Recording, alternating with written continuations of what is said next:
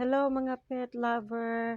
Ayan, nag-post ako na ang pusa namin ay early pa, nag-inhit na.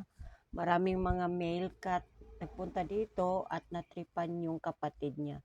Ito ay lahi ng Calico. Since nagbata itong pusa namin, di nag-anak ng lalaki. Puro babae na lang. 15 years siya nag-anak. Pero hinihintay namin na mag-anak siya ng lalaki, wala talaga. So ngayon, para hindi naman siya balikan ng yung male cat, ayan, last day na nila, we plan na ibigay na lang namin sa aming kaibigan na like niya ito. Yun. Sad man, pero mas mabuti na lang na maging safe siya doon sa kaibigan namin. Yan, lalaro pa siya sa misa, oh.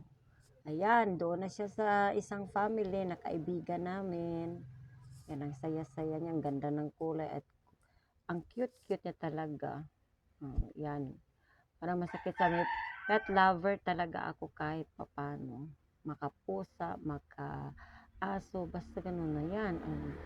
Ang saya-saya niya doon, no? Yan, no? Ang cute-cute niya masyado.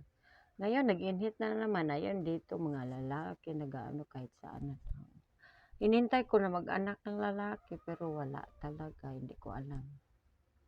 Thank you po sa panood.